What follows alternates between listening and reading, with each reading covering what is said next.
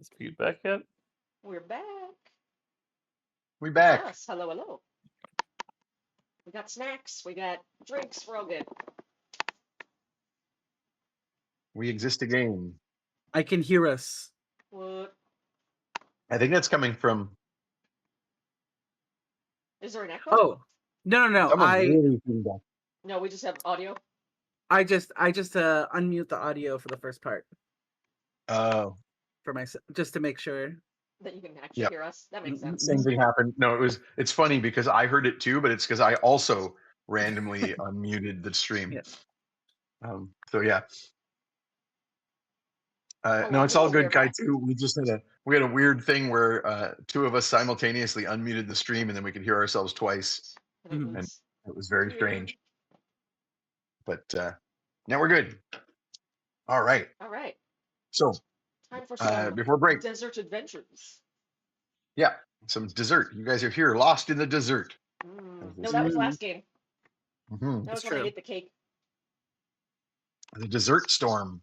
Yeah, Yes, it truly. was quite the operation.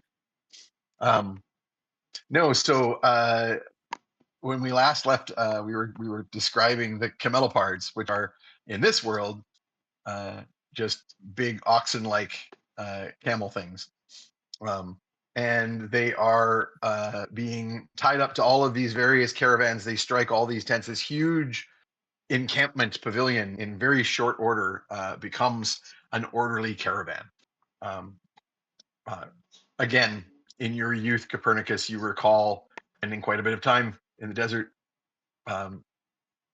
These caravans from Wahad often fully traverse the desert, and it's where the trade routes take trade up through the Sea of Direwind into the Northlands, right? Because really, if you don't want to go through Ibiza and the White Mountains, your options are caravan through the desert or ships through the Evermere, and that is it. Those are the two ways that trade reaches the Northlands. And So, they're monsters both that's ways. So the entire reason That's that cool. Direwind exists is because Right. of the control of the desert trade from this one northern city on the edge of the desert. So you're very much having pleasant flashbacks to traveling by caravan back in those days.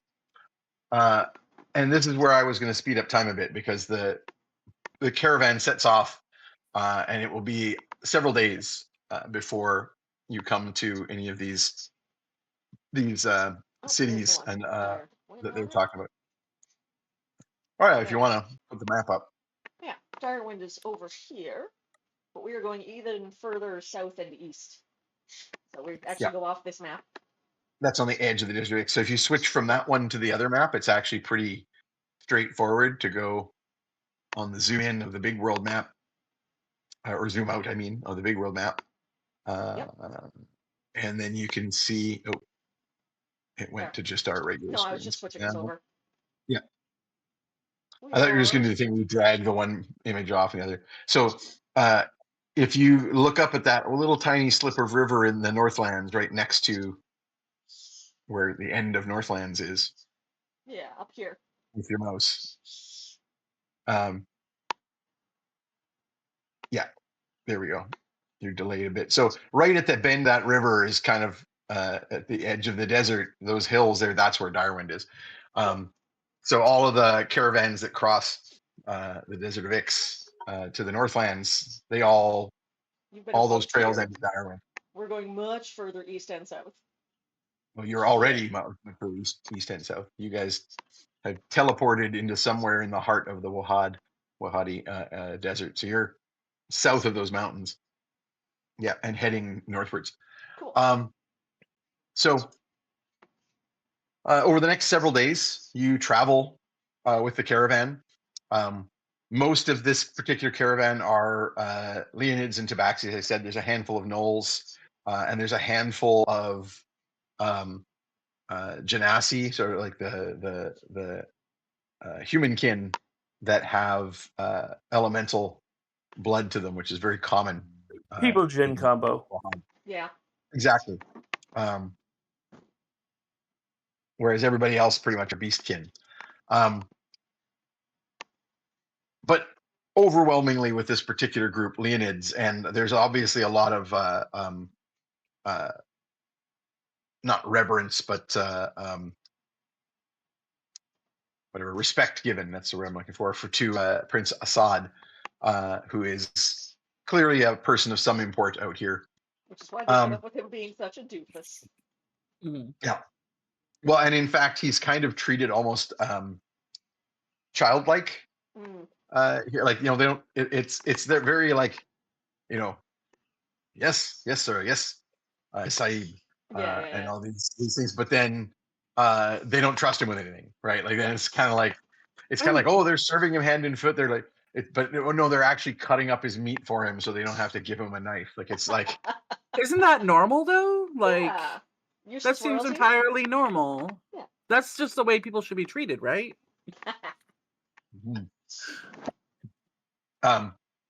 What, not being able to trust them to do things for themselves? No, waiting on them. That just seems like normal behavior. Huh.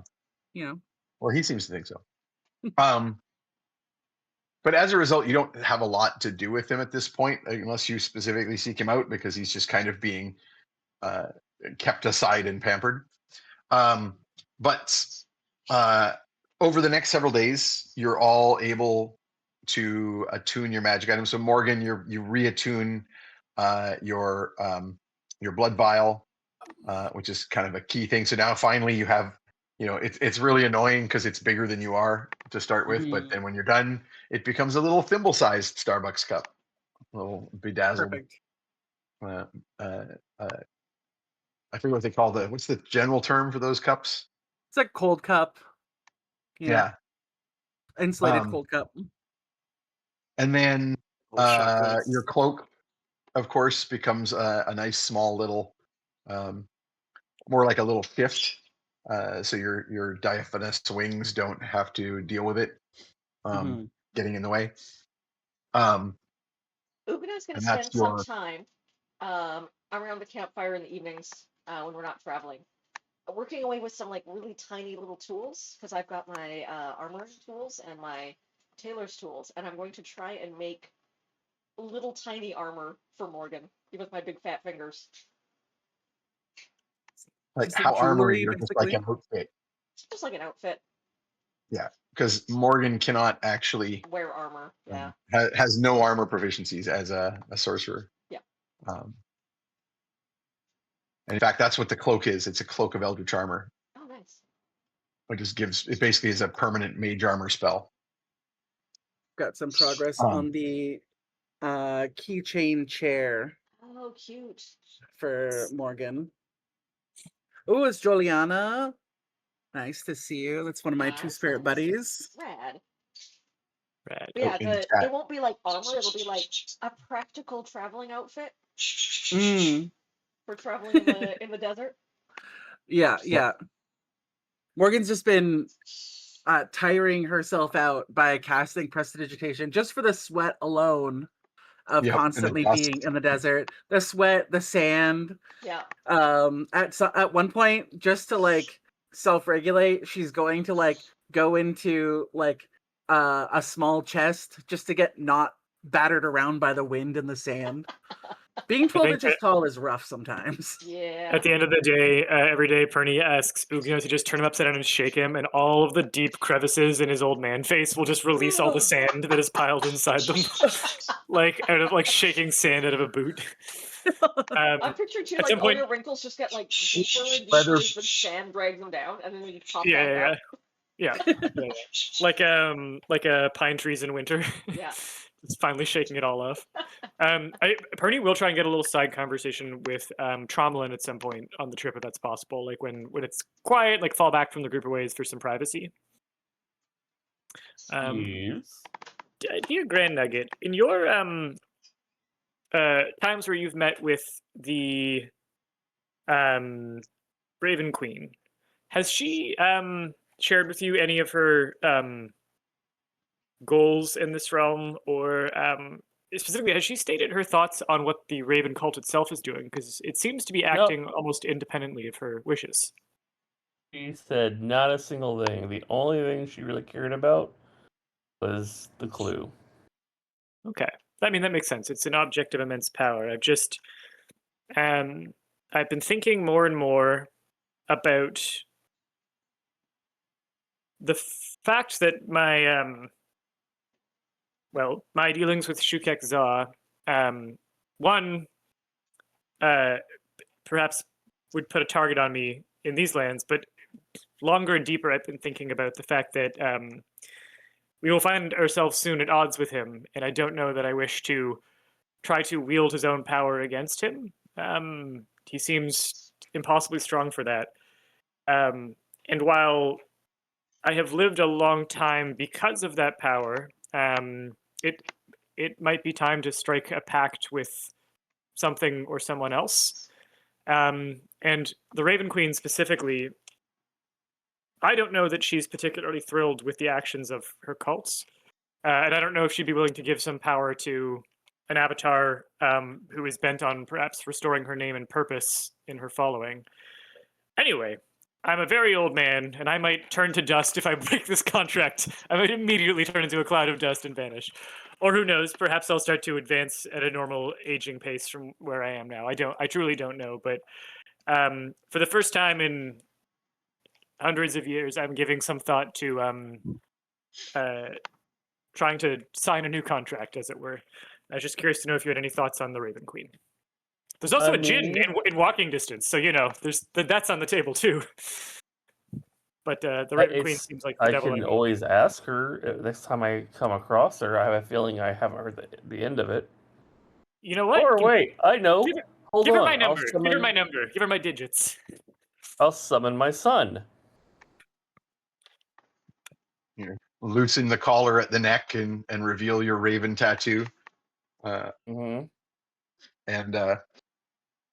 he sort of, hello, son. And the raven tattoo will grow out and become the stylized tattoo becomes the stylized mask of this little wooden boy wearing a little wooden raven mask. The little puppet that will clamber out of your shirt collar.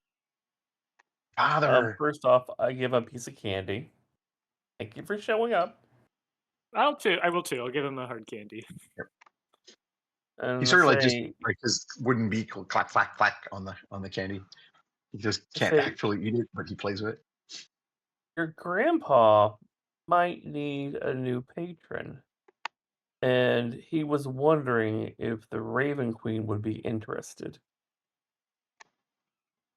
Oh, sacrifices for her are always welcome, Father. But he does have some questions about her knowledge of the Raven cult.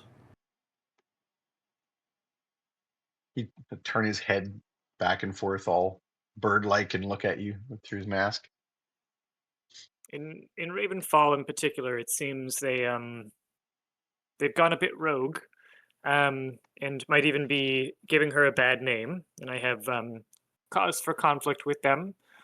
And I think as I find or feel that I'm at the end of my natural contract with my current patron anyway, this could be a time to perhaps strike a new alliance and also right some of the wrongs that have been done in her name. I imagine it's perhaps below her notice, or at least below her interest at the very least, to intervene, but it's something that I might be able to do on her behalf, and which our critical course will take us to at some point anyway. So if you would, I would request perhaps an audience with her at her leisure. I think it might be relevant to make some knowledge rolls. Yeah, I figure this is probably not as easy as changing your cell phone provider. Yeah. Morgan's gonna give you a little guidance on that. Unfortunately, Pernie slunk away to do this very okay, entirely with Tromlin, so he's on his own. I can give you guidance though, can't I? That's true. Yep. You can see Pernie's definitely like, again, sand gets shaken loose as he like crinkles his face and thinks about this and what's to come. And I think I'm also going to try and history myself for the bonus. Yeah, I think a religion roll would be relevant on the Raven cults. Certainly, Arcana roll would be relevant regarding the whole patronage thing. Okay, so I'll do two. I'll do two separate rolls if that's okay, and I'll do historian on the No, I'll do historian on the religion one. Yep. Okay, roll a d4 for you.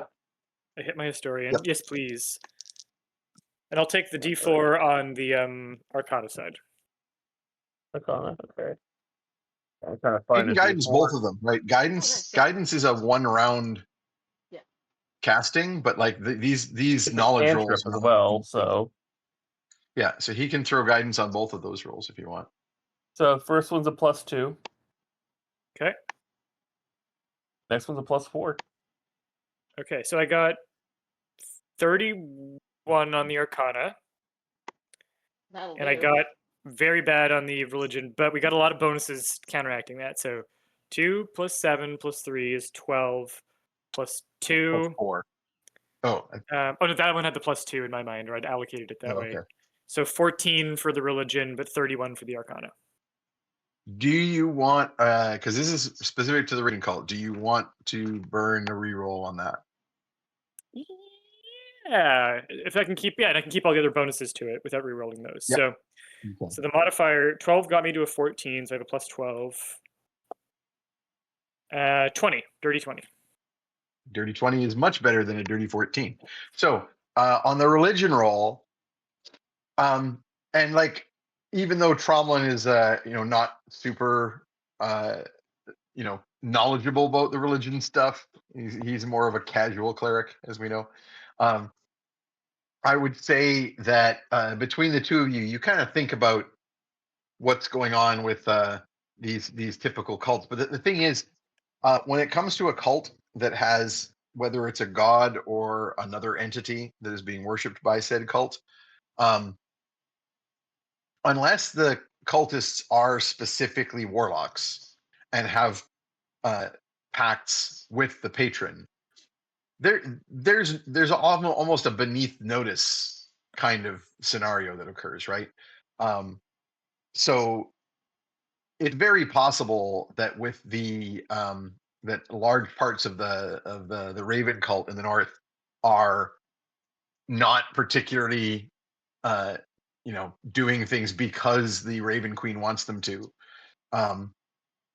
And especially when it's about power, and as you know yourself, even when it comes to a warlock pact, often like the nature of that pact is that you made a deal to get power, but like the nature of that deal doesn't necessarily extend to ongoing specific instructions. You've now realized that you think your patron is Shukekza. You certainly haven't had him giving you any, hey, you should do this kind of like visitations. So it's not unusual at all to kind of think about the Raven cult not necessarily having any goals in common specifically with the Raven Queen. You also, with that Arcana check, you know the Raven Queen is a like archfey, so not even like an entity that has a normal relationship with reality. So like the idea, for example, that the Raven cult is seeking like political power in the north, what the hell archfey is gonna, does that make any sense to being relevant? You do know that in the ongoing, and this is like because you rolled over 30, in the ongoing conflict between the Seelie and Unseelie courts of the Fae, you know that the Raven cult were specifically working against the Seelie. So this is way back, early lore, deep lore of the game. But you'll remember that the whole situation where Tromlin ended up getting it on with Arachne was in part because he was trying to do a favor for a servant of the Horned King, who is one of the Seelie Archfey, and the Raven Queen is an Unseelie Archfey. So, like, it may just be politically direct, using politics or whatever means necessary to thwart stuff being done by other Fae, right? So it's doing their own thing that probably doesn't connect at all with the stuff that's going on physically in the world, if that makes sense. Yeah. So there's definitely it's pretty clear to you there's a disconnect here between the Raven cult and the Raven Queen, even though you guys deduced that Eliphas Darkmoor himself is likely a warlock with the Raven Queen as his patron. Is this kind And of an then- evangelical situation, or?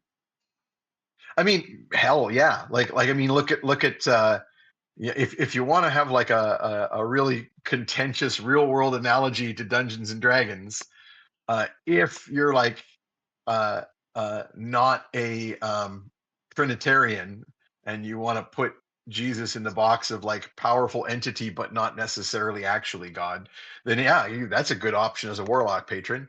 But then also that means that the worshippers thereof can very much be cultists, and that's how they were seen in the early Roman Empire.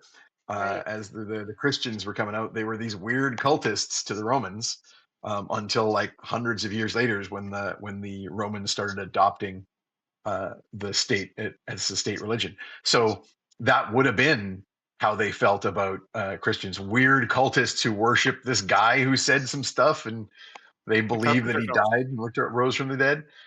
Absolutely that fits the mold of a weird D&D cult, or even a warlock patron, right? Vecna died and rose from the dead. I want him to be my warlock patron. I want to worship him. You could make a religion out of this, right? To quote the History of history everything. of warlock. Yeah. So yeah, I mean, it is not surprising remotely that a cult is doing stuff that is not specifically directed. Even like the actual clergy and the gods, the clergy don't entirely just do what the gods are telling them to do, because in most cases they don't give a shit. And the gods don't care what. The clergy's going, yeah, we really need to make sure that the kingdom of Blarp is controlled by King Edwin They're instead like, of mortals. Empress Flurp. And the God, I'll pray to my God, and the God's like, what? Huh? Here, have some spells, sure. Right. Cool. So yeah, it's not necessarily that sense. And then the other thing you're going to get from this on the matter of Shukek-Za is that you can think about a lot of warlock patronages as like energy source, and it's like a big battery. And what really matters is who is doing the bargain, less so than who the bargain is being made with. Now, that said, there's also a lot of room for color there. If you're making a deal with Asmodeus to be a warlock with that patronage, you can guess it's going to be what he actually wants you to do is not great.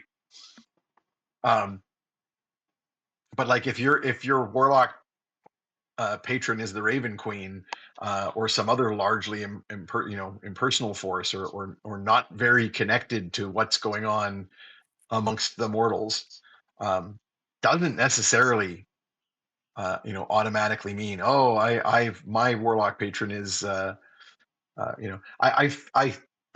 feel like a lot of this kind of is very Constantine like, Right. where it's like John Constantine made this deal with this demon, and he plays that against this, and it allows him to do this crazy thing, and it doesn't mean, oh no, now he's going to do evil because he made a deal with a demon. Yeah. Because he's playing them off against each other and shit. So I would say you don't know enough about Shukek-Za to know what the deal is there. You just know that there are some other warlocks of Shukek-Za that you don't like. You don't know for sure that Kache the Deathless is a warlock of Shukek-Za. You just know that he has some connection, because all that's entirely based on Morgan's vision, right? Yeah, but I think between that and the Raven Queen directly making a move against him, like I think she might be the only powerful entity that has actually ever made a direct move against things that we're pretty sure we're against.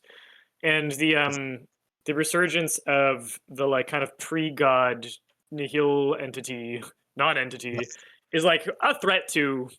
That's a threat to the Raven Queen. Yeah. And everything. So this seems like it would be a good time to make a bid and to maybe change teams. Yeah. Not suggesting that do what you want, but the point being that with your background knowledge, you don't yet have enough information about Shukekza to actually know what the relevance is to the connection. Yeah. Because the connection could simply be like when you went, and I mean, a part of this is going to be up to you to how much of your memories are buried regarding this. But when you went after this stuff in the desert, it was purely a grab for power. Yeah. And you can imagine a terrible immortal entity like Kashi the Deathless would probably do some pretty terrible things with that power, regardless of whether it's because Shukekza is specifically like a little Satan figure on his shoulder telling him what to do. It's probably a safe bet that Kashi the Deathless was going to do the bad things. Yeah, they they shop for power at the same dark warehouse. Well, no, Shukekza, from what you're getting from that role is that Shukekza is the warehouse. Is the warehouse, yeah. But my point is that like they were people or entities with wills like that end up in the same place because they're oriented in the same direction, not necessarily because like they want to be friends. Yeah. Well, and or the point being that there are some bad creatures trying to do some bad things in the world now, and you know now that this godling thing in the hill is involved. But like, so for example, you don't know the source of the power of the Necrogog. You just know the Necrogog's got some gigantic undead armies. You know that Graculus the Wizard was specifically trying to tap into the power of the ancient dragons. And now he's kidnapped Nightshade to do some things. So if the issue here, and again, I'm giving you this because you broke 30 on a random roll, but asking the right questions. If the theory here is some powerful entities are seeking power to do something horrible to the planet, you spent decades hunting for a source of power in the desert, and you found it, and you know that there is a great source of power there. Right. So that could be a thing that is happening, right? Yeah. Okay. And then you don't know specifically what's going on in the Southlands, but you definitely heard recently that from the Jinn that someone has taken something away from the Southlands and it's causing some real problems. And the Jinn would like that to be returned. Right. Yeah. In order to stop it. And like, but he also told you that. Is that as far south as the Burning Isles, or was that nearer? No, it's an interesting question, and nobody asked, right? In the common parlance politically, in the common parlance of the planet, people refer to the Northlands as referring to like Karsh and its environs, and the Southlands kind of referring to everything south of Ibisha, and then kind of the in between is when people talk about Ibisha and the Dragonborn Isles, right? So that could be Alphalicia, the Jungles of Zaru, the Burning Isles, or Elvenholm. Like that's a lot of south. You were in that. You were in the deserts of Wahad when you were talking to the Jinn who said the Southlands. That doesn't make any sense if he meant here. No. Further south than where we are. And from Glorpa's original vision of the Great Storms, they were at the corners of the map. Right. Right? So if you pull up, and I mean, this is always good to remind our audience since this game has been running for several years. But with the map up, you can see that the Northlands refers to, the Great Elven Forest, Frostholm, the island in the north, the Northlands of Karsh, etc. And then you go to kind of the central band of the Broken Lands and the Nelmar Zesh, the Dragonborn Isles, and the Holy Ibishan Empire. And then people talk about the Southlands as being, Loach Tal and Alphalicia and Zaru and the Wahadi Empire and the Elvenholm. But the four corners of the map where these problems were being envisioned by Glorpa, the far to the east is the great deserts, right? The far stretches of the deep deserts of Ix. Right. And the far north was like the polar ice, like the seas beyond the Northlands. So it and seems like the the Burning west is like the Isles. Sea of Grass. So yeah, it seems likely that it's the Burning Isles. Interesting. And I will remind you of your vision of your mother breaking the sword, Yep. and releasing something that she then saw fly out of the mountains and go far to the south to the distant light of the Burning My Isles. mother, who disappeared like 20 some years ago and I haven't heard from. So Ugna's Correct. like 25, so she was like 5 when her mom disappeared. Yeah, 20 years ago.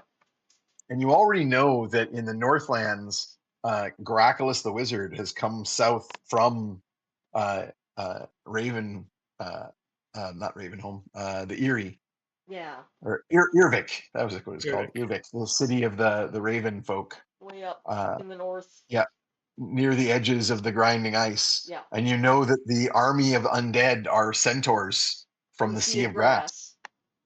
Yep. So you've already got 2 down.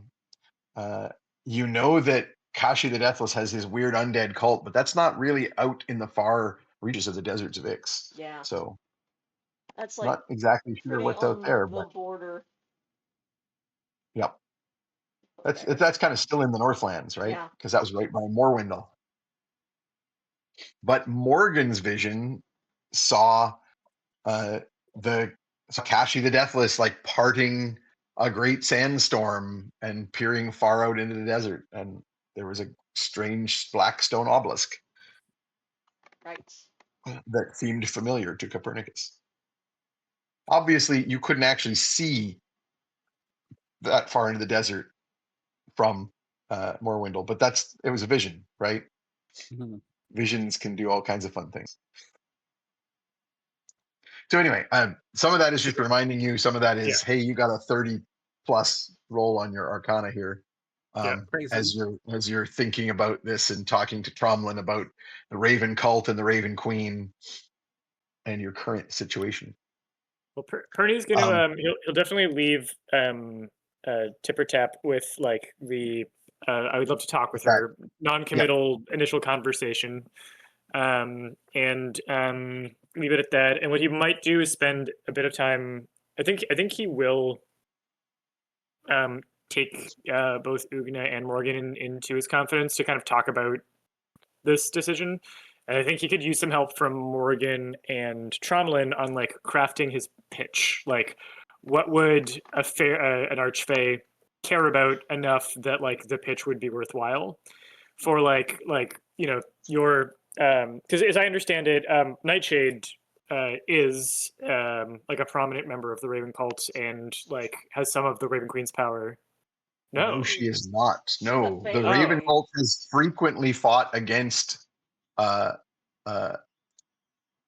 Nightshade, and in fact, it's one of those things that the people of Ravenfall have. I thought it was an frequently- infighting thing where like she was also part of the cult, but they like No. basically wrested power. Okay. The head of the cult is Eliphas Darkmoor, who did the ritual that put Nightshade to sleep. Yeah. But and we found out like she's like a fae with the winter. I mean, the unsealed. it seems like it's always seemed like she's a fae, or at least that she's pretty damn fae adjacent. But she's also pretty obviously unseelie, not sealy. Yeah. She's the Right. immortal leader of that city, so She's the immortal fairy queen of Ravenfall. yeah. Probably so. And you never asked. Like, probably, maybe she has some It's links. not polite to specifically ask. the You can't just Raven ask if Queen. somebody's a fae. Maybe she's an avatar of the Raven Queen. Who knows? You don't know. You never asked. Neither her nor the Raven Queen. So you're not really sure. You do know that that this cult is like mortals. Yeah, yeah. None of these cult members are fae. They're like a bunch of dudes. Yeah. With warlock pacts and without. Like many of them were right, like so like a big part of their power at that time came from the Night Slayers, who were barbarians that they had basically brought into the cult, and then you guys wiped them out, and then they had to go find other barbarians that worshipped Nihil and manipulate them into helping them. But the worshippers of Nihil were not actually part of the Raven cult, at least not as far as I can tell. Nihil spelled NHL for anybody who's wondering. No N-I, just a very small I, Yeah, big yeah. capital N, small I, capital H, small I, capital L. In the hills. Dun, dun, dun, dun, dun, dun, dun. That's what look, you're not gonna, if you're doing these chants now, you're mixed signals. That's not Raven Queen's thing. That's Yeah, of course. if you want yeah. the hill as a patron, that's a different thing. Yeah. Cool. Okay. Ugna just Well, stares Pernie at will. you and is like, I can't offer you any advice on this. I don't know if it's gods and stuff is not my thing. If you need something hit, I'm there for you. And I will always appreciate that. Truly. I, for personal reasons, have very much stayed away from politics. Mm, So I will say in your youth that you're very familiar with the Raven cult just because they were such a proximity. goddamn thorn in your mom's side and in Yeah. like you lived in Ravenfall and like have never liked those guys. Yeah. They said. Like And now like they persecuted all your friends and all that stuff. So yeah, just because of like also my lineage, like she'll look over somewhat awkwardly to Tromlin, be like, it's not like a racist thing, it's just also that like I have this thing about not wanting to be a spell component or ritual component because I fair. am also the uh it's kind of awkward. The result of such a thing. Gotcha. So like it's one of the reasons that like I've kind of stayed away from a lot of that stuff. And it's nice to be treated so nicely, but like even now, like in my new body, people are already acting quite differently toward me, which like again, I get treated very nicely, but like at what point am I not even an object but a tool? And not even the fun way, you know? So like yeah. I on Look, like being in this body, like literally I don't know what it is, honestly. Like is pixie dust detritus? Like I don't know. I just do magic. I don't study magic like a fucking wizard, okay? I'm not a nerd. I just do what feels good. And like it like pixie dust is literally a component, and like people have hunted pixies for and fairies for their I don't know, skin flakes. That's fucking gross. I don't want to think about it. But like it's just weird. And so like I don't know, I just want to fuck around and have fun and be helpful. But like Morgan, I'm also gonna be as delicate as I can with this. Being even a satyr means you have the chance of becoming a spell component. I'm aware. I'm well Horns. fucking aware. Why do you think I'm so So- careful about all of my rituals? Fucking around So- is literally dangerous. Literally dangerous. But it just no matter what, there's always a danger in life just existing. And it's not fair that it's thrust upon us. It just is. And I'm sure this is just confusing enough as is without having to worry about weird fey fuckers wanting your dust. Yeah, literally All I after can my say dust. is Ugh. all I can Ugh. say is no one in the group is going to just allow that to happen to you. And we're No. certainly not going to participate in doing it to you, okay? I But know what it's like to be treated like more like an object than a thing. So like, if you ever find anybody doing that to you, you just let them know. Let me know. I'll sort them out. okay. I mean, not that you couldn't do it on your own, but like, it's hard to be intimidating if you don't want to just smash them and do magic at them. If you're small, but like people are scared of big people. So Well, part that of the could be reason scary. I generally take the nicer route is also because like any spell is dangerous. Like Any spell is dangerous. Yep. I think this conversation is going to trigger another occult roll. Ooh. This has a 30 threshold. Damn. Oh, dang. Damn. I'll, For I'll take a who? guidance and I'll historian myself. Hold on, let me get my D4 out. Assuming that you're kind of open with questioning with this, I think having Tromlin and Morgan having this conversation can count as an assist on the occult. Okay. So you can. I rolled 3 for inspiration. Nice. Nice. For guidance, you mean? For guidance, yes. Sorry. Rolling historian first. We make the historian roll by 1. Whew. All right, so we got +6 from those, +10 from Arcana. Is going to be +16 on this. And I'm going to. And you're rolling with advantage because of the aid from Morgan. Actually, can I get a roll from Morgan? I'll decide on the D20 or. Yeah. Okay. It's an Arcana check. Duh! Is that a good guy or a bad guy?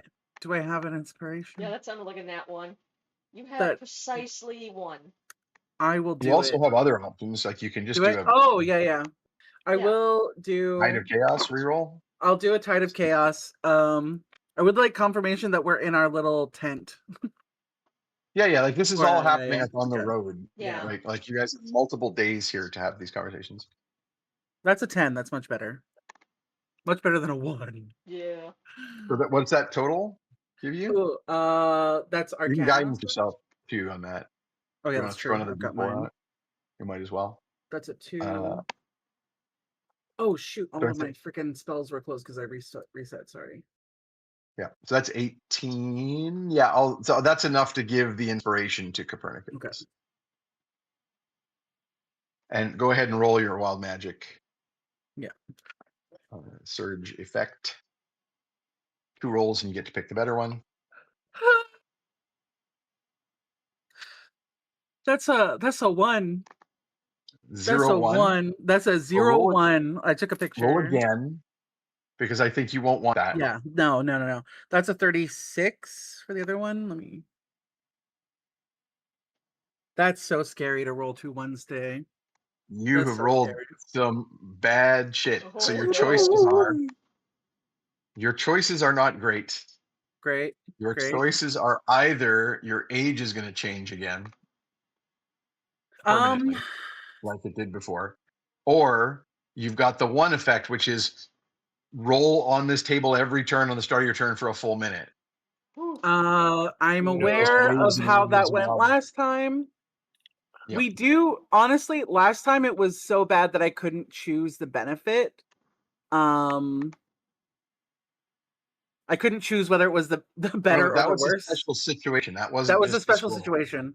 This one, you'd still get to roll on the table and be a normal roll. Stuff. Yeah, both are really thematic, honestly, because we're talking about stuff that she's never talked about before. Thing, right? Yeah. A minute. Yeah. I will do. I think I'll do age because that's really interesting. Okay. So roll me a d10 first to determine how many years. Obviously, you want to roll low. Yeah. But you might not. That's a 60? No, just a d10. Oh, sorry. Yeah. I'm used to rolling my special dice. Yeah, 60 years. No, 1d10. Here, this is either a 1, 2, 3, 4, 5, 6, 7. That's an 8. 8 years. Okay, up or down? Let's find out. Yeah. So roll another d10. Okay. Oh, sorry. No, it's based on that roll. If the roll is odd, it's younger. Even is older. So you are going to age 8 years. You are 8 years older. That's not terrible. You physically don't change at all. Yeah. Because you're a fairy right now, and your lifespan is very hilarious. Different. There is no visible effect whatsoever from this wild magic roll. You feel a surge of wild magic, and fair as far as you can tell, nothing happens. That's literally crazy. You are a little wiser, but not so you notice. Like we probably see her like her hair like grow in that moment, Yeah. and her wings like kind of become stronger because she's got like literal baby wings. She was born like Aw. about a week ago. So you don't get 8 And years of hair Gosford. growth or anything insane like that. Like you're Yeah. just going to look like Okay. what you would look like 8 years from now. Oh, okay. Yeah. You get But one that doesn't single mean white there's hair, a but you different- already have white hair. Nobody notices. Yeah, yeah. It's like it's an extra couple of white hairs in like opalescence already. Yeah. Now, if that was 8 years younger, that would have been a thing. Yeah, that would have been weird. Oh my god. Like that would have been like preteen. Oh no. Mhm. Oh, that's not. Ugh, I'd have to Ugh. break it off with you. Sorry, that's Yeah. just not gonna happen. Yeah. yeah. See you Okay. the next Wild Magic Surge, maybe. Maybe. Yeah. Well, now you've got a buffer because you're technically like 30 now. Yeah, yeah. Like Wait, what are you 32 or doing? 33. Yeah. You were like 20. Yeah, you were early 20s, but I don't remember exactly. Yeah. It's on your character sheet somewhere. Oh, maybe it's not. Oh yeah, it is. Yeah, I think it was like 27 Oh, and then it like no. around. You were 19 at one Oh. point. You know what? I think that's after the previous time you rolled this and you got younger, and then you later returned back to your previous age. So I just think we didn't update the character sheet. Yeah. So no, I think you were like 25. Yeah, that or was 24. in my Sailor Moon era when I did the like Yes. high Yeah. ponytail pictures with Yeah. Ugna. Those are cute. Barb always told me the rule was twice your age plus 3,000, and that's why Yeah. it was okay that she was that much older. So Yeah, it's not weird. Not weird at all. Do I have a picture of young Morgan? Um, I'm sure I drew her at some point. So you do then have inspiration on that roll, yeah. Peter?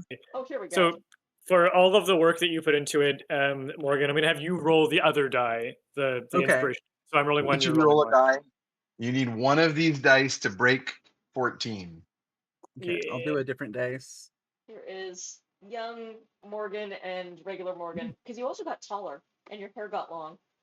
Yeah, yeah, yeah. So you were very Sailor Or are you Moon. putting it up on the Yeah. What do you have over there, Morgan? I rolled a Cool. 10. Well, I rolled a net fucking 20. What the fuck? Hey! Yeah, damn. I think you might be Hell breaching yeah. that 30. I think you That's, might be I breaching think- that I think 30. so. Little I bit. think that might Is be that Okay. drawing literally both ages? Is that just like Morgan and Morgan at That's the two Morgan and different? Morgan. Yeah. Yeah, I now have to That add a is- third Morgan that's little tiny Morgan. yeah. Someone's very specific kink, man. My good. Yeah, Um, Morgan's might have shifted around a lot over the course of the There's a lot of wild campaign. magic going on. A lot, yeah. I do. I love the some way you did her wild hooves. magic. Oh, thank you. Okay, My favorite part is just her hot pants that say magic. Just Oh, that feels very Morgan. in That's- case you didn't know. wild magic, right? Yeah. Okay. Yes, it's magic. It's true. So conversation regarding Tromlin and Morgan being satyrs. Immediately after your sort of bit of investigation, you've been kind of poking through your books as you made that previous occult roll, trying to kind of suss out what is the deal with the Raven Queen and the Raven Cult and all this stuff. And you'll remember that I mentioned the whole unseelie thing. The Raven Queen is definitely an unseelie archfey. And obviously, Nightshade being an unseelie, powerful fey-like entity, would have some involvement there. Also, you remember the whole thing with Tromlin when it turned out that, and in fact, you'll remember the guy who got assassinated at the very beginning of the game, who you were supposed to try and keep alive, Oh, and you learned that he and the little mushroom guys who were involved with him were Steely Fae. And subsequently, knowing the Horned King was this Seelie Fae that was trying to do stuff with him, and the Raven Cult were pitted against that, and it all boils down to the Seelie versus the Unseelie, right? But you have a lot more recently than that learned a bit more about Tromlin's father, Mm. right? Mhm. And in fact, I think you guys, and I'm getting a little vague on my notes here because it doesn't say, but I believe Raven, that you and Tromlin had figured out that you probably both have the same Fae back. So sorry, not Tromlin's father. I meant Morgan's father, because Tromlin's father is the Baron. The Yeah. dickhead. Yeah. Tromlin's Faenus comes from a deal that his mother made, which is what you guys determined. But you Mhm. realize that the Fae Lord to whom that deal was made is Morgan's father, right? Because I remember you guys being weirded out by what that does. That mean we're like Oh, right. siblings? Yeah. Weird. I don't want to have any kind of Vader shenanigans because that might be weird. Yeah. Hey, I mean, we But- never actually hit on each other anyway, so it's not like it's Yeah. a big Yeah. deal. Yeah. Yeah. But it's part of why, because I think it certainly think- Morgan had a pretty clear inkling on that as a possibility some time ago. Yeah, I think what happened was I came and talked to Tromlin about it privately because it's also Yep. like it's a pretty like high risk information to have. Yeah. Well, On top of it being Yes. weird to possibly be related to And the just to throw it sibling. back to character origin stuff, right? Like, so, and not that this has all been shared entirely with the group, but Morgan, you know that your mom in her younger days, as part of the weird sex cult Yeah. that you are still part of, they Mhm. summoned up some Faelord for an orgy, and that's how you happened. Yeah. Right. So there's like a very specific, hey, let's summon a guy up. Yeah. And in Tromlin's case, it was just a deal that was made. However, with this nat 20 occult roll or check plus maxed out freaking bonuses out the wazoo, plus 16, I think Plus that's a 16. 36 Oh my on god. the roll. Oh I remember my 30 is godlike, if I remember. I gave you 30 Yeah. as the threshold, and you beat Yeah. the next one with a 35. Hey. So you have like a sudden moment of like dawning realization as you just realize you have the insight right now. That's why the Raven Queen is interested in Tromlin. She's poaching him.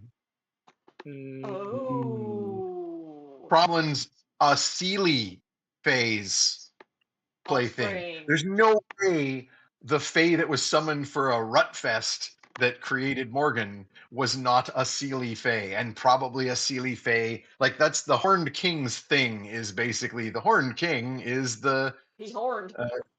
fuck around and don't bother to find out. Yeah. So there is Seelie blood in these two Fae, what you hang around with. Mm. And the Raven Queen is as unseelie as it gets, right? Yeah. This is the Baba Yaga. Right. Hmm. So yeah, you just suddenly have like a puzzle pieces clicking together moment. Una would your head. never remember this or even understand it, and I don't think she was part of the conversation. But we heard ages ago, I think in Ravensfall, that the Seelie and the Unseelie court had kind of been at a balance for a long time, and things were starting to shift. yeah. Well, in particular, that's part of what Nightshade's whole deal Right. in Ravensfall is that she, basically had this. Ravensfall is a bastion for the Unseelie, but they had deals with the Seelie, right? And like when you start talking about the Fae, and you can't avoid talking about Faekin. And what's the biggest category of Faekin in the game? Right. So remember this, Peter. This is the 7 kinds that make up all of the standard races, the playable The races. humankind, the Fae kind, the Yeah. dragon kind. Yeah. So obviously, most of the humankind are just humans, whether they have any other kind of touch on them. Beast kind obviously are much more variable, but most Fae kind are Elves? elves. Remember the Elven delegation from Eldamar Oh yeah. Yeah. that were Yeah, we stole there to stuff. do politics with Nightshade? They were also Right. maybe involved with the building of my mom's sword. I mean, you know, your mom was on her way to Eldamar. Yeah. You also know there's a war in Elvenhome that you guys have not had any time to do anything about. Hang on. I gotta. Morgan's throne. It was just Ugna's I've been giant working- ass appearing on my screen. Sorry. It was What happened? very. It's a little funny. bit out of scale. There you go. There we This- go. No, it's great. There you go. Was There, this I a don't- thing? You that can was o- supposed to you be can fake? only see one cheek, unfortunately, when it's Yeah, proper yeah. scale. But I'll just do this for now. Oh. It'll be Some booty. Your Yeah. I didn't your realize that's majesty. what the background was. Your Yeah. majesty. This is like a little throne that that Ugna made for you, so you can like Yeah. sit next Yeah. to her. Yeah. There we go. This is- Unfortunately, Reach one out of your over to cheeks smack got cut anytime off. you want. Yeah, that's yeah, an undressed Ugna. I So- think those are They're fine. really tight leather armor pants. It's fine. That's Ugna's Lululemons. Yeah. They come in orc green. Perfect. That's fine. Mm. So anyway, that crazy Oh. roll, you just suddenly have a bunch of little- dominoes fall down as you realize. She got a thong. She's got a thong poking out. Sorry, I had to point out the whale tail that I gave you. You There put a whale is- Oh tail my on. god. Yeah, there is Yeah. more Ugna. I just to scale had to like fully like zoom in Yeah. more. No, that's what Ugna looks like Yeah. now. Yeah. Yeah. Ugna For stops you? at the waist. Yeah. Yeah. Yeah. For me, that's exactly what she looks like. I was joking about the fact that it cuts off at the waist, but Yeah. Well, that's how you can have literally work. Ugna has no torso or head or arms Yeah. anymore. So we gotta adjust your character sheet. That's great for a wrestler, you know? I don't need those arms. Fine. So yeah, anyway, yeah, Copernicus, a bunch of this stuff just suddenly clicks as you go, wait a second. Super powerful Unseelie is like made some little weird puppet boy claim on Tromlin here. I think Pernie will. He's very bad at keeping like revelations to himself. I think he's probably gonna be like, Eureka. "Oh, the Raven Queen wants you because your Sealy parent has you. You know, kind of under there. Oh, and then you're. Oh, so you two are like not siblings, but you know, like. Oh, Siblings. yeah, and I think there may be other reasons, certainly, but the vector of the Raven Queen's interest in you is probably to win you away from the Fae who first touched your family. Oh, you mean the interesting, Fae who interesting. basically left me to a life of being treated as an outcast and threatened and hunted? Yeah, that's the one. That's the one. Yeah, that's not a real stretch. I'd be happy to do it for her. I'll Okay. throw you another bone there, Copernicus. The reason that Tromlin has this connection to the Raven Queen, right, is his son, Yeah. right? The puppet. Where did he come from? Yeah. Well, Tromlin fucked a dryad. Yes, Oh, yeah, which right. you would think would be Sealy. Really? Yeah. But when I described the three dryads, They were a little unseelie. They were a little. one of freaky. them was there was some gothy stuff going on there. They were goth dryads. There was a plant. Ah, Thanks, Poison everybody. oak dryads. Maybe nightshade. So yeah, like literally entrapment. Yeah. Like, Yeah. that was a setup. And I thought blind That's dates fine. were I would have awful. done it anyway. Like, I mean, like, Oh, yeah. it explains why you have a son now, because they made sure that was all. Yeah, exactly. It's not like every single time you've gotten it on with a Fae creature, you've had kids. Because they want that. For Like some Wolf reason. doesn't count. Wolf's not a Fae. Well, Right. listen, there's no wrong way to make a family. And if you're happy, I'm happy. And we will continue to monitor the situation with interest, I suppose. Huh. So if you guys are family, you guys are family. We're all Yeah. a big Yeah. family. And just like sweeps everybody up into a big hug. I mean, I'm already on the Christmas card Ugna hug. list Yeah. by Yes, you are. request. As Ugna's hugging everyone, Tromlin's like, so you basically want to fuck my sister, Ugna. Oh, is that weird? Like, stop hugging everybody. Kind of like hold you back and look at I you. mean, Don't It's be only weird to mean. me It's already because- weird enough. Come on. it's only weird to me because I also see you as my sister. So Mm, it's like my sisters who aren't related want to fuck. oh, that's weird. That's Sorry. I No, just don't came be back to sorry, hey. life.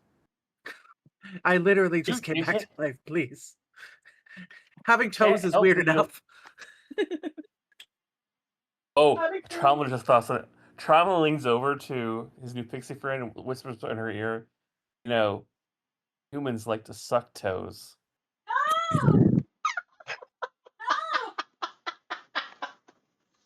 Absolutely not. I'm not a human. Oh, Just so you know. Also, it would be impossible for you to suck one toe at a time with your mouth. Yeah, I think so. It's I'd be like, so scared of like accidentally sneezing or swallowing her or something. Honestly, considering the farrier costs, this is a little bit easier to deal with. You know? Yeah. so Tromlin's like, just so we're all clear, to Morgan and Ugna, no, I don't care that you two are infatuated with each other. In fact, I promote it. I think it's a great idea. Point to Pernie. Fuck my dad. He's a piece of shit. And honestly, those dryads had told me flat out, hey, fuck us so we can make a baby and win you over to our side because your dad's an asshole. I would have been like, sure, that's fine with me. Yeah. Okay. Well then, sounds like it'll be an interesting conversation with the Raven Queen whenever that happens. Eee. You know, so in general, my understanding is the Sealy and Summer Fae, they're kind of the fucking and sucking ones, which is kind of more my speed than. What really my ideal situation is like the cold of undeath, but then you still get to suck and fuck. Do we know the explicitly what the Raven Queen's stance is on sucking and fucking? Sorry. Well, she sent dryads to have sex with me, so obviously she's not completely opposed to it. Okay, all right then. have you Party met time. God?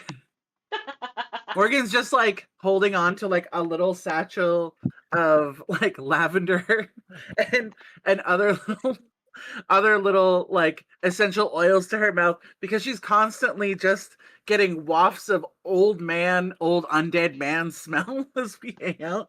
Like ugh, just sucking and fucking old man smell. Excuse me, just Every once in a while, Toronto leans over to Morgan and whispers, they want your toes in their mouth. no, please.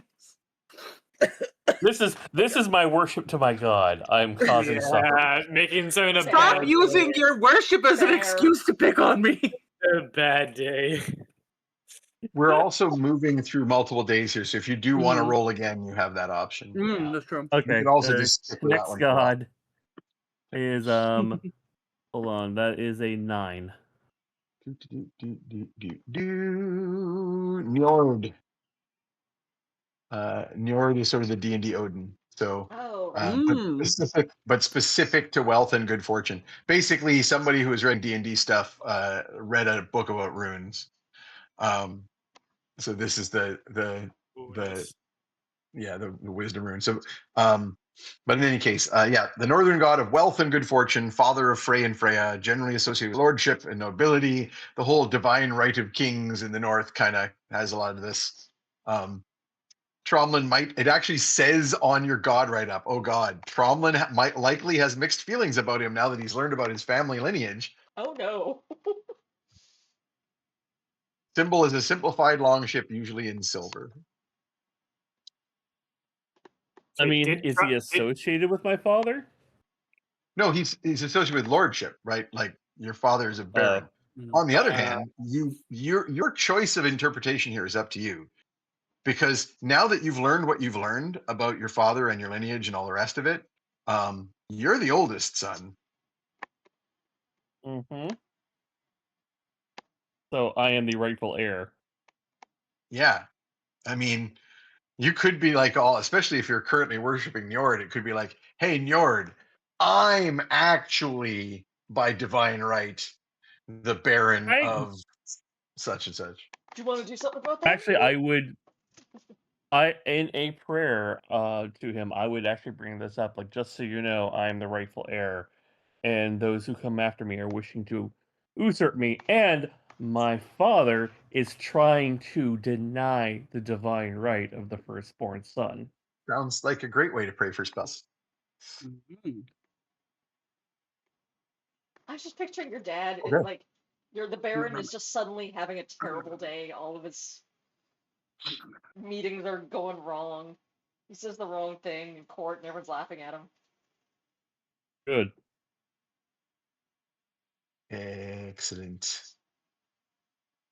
I'm calling my dad. Okay. So the other big thing that's going to happen over this several days, in addition to these conversations, as you're traveling through the desert, is that you were going to attune the clue. Right. Yes. And if you'll recall, the last conversation you had with the Raven Queen was basically get this attuned to you, and then we'll talk. Sounds like you have some stuff to talk about now. It's a fairly significant process because the clue is a legendary artifact. So it's not as simple as a normal spend a day or so just kind of sleeping next to it and it's attuned to the end. And in fact, Copernicus, this is new territory for you. You're like attuning a legendary item. Well, so you kind of walk Tromlin through a number of like rituals, which I think we talked a bit about last time, just about doing, what he would need to do to speed this process up. And I can't remember, did you do a what's the term for the spell? Identify on the clue? I think I started it, and maybe that's when the stuff kicked off. But I do feel like I was preparing one, or because I remember telling you a bit about, this is basically a crystal ball that has all the bells and whistles that other crystal balls can do. yeah, Right, But right. but more. It's not just that, right? So given that you have multiple days here to play around with it, you know what I might say is that you kind of keep running up against some barrier because the clue is so secretive. It's not attuned to either of you right now, and you kind of keep coming up on one of the things that you sort of deduce and maybe are a little worried about is that even though it has been taken away from Kashi the Deathless, it's still attuned to him, and you suspect that he might be able to find it. No. We are moving Hold a up. lot. I mean, you're on the move constantly because you're in these caravans moving through the desert. That's for the best. Yeah. I will. No, we're not supposed to show it to anyone. All right. Well, I think for now, Tromlin, keep it wrapped in as much thick fabric as you can. Lead if you have it. And we'll just take it day by day. The bag of holding. Oh, there's a thought.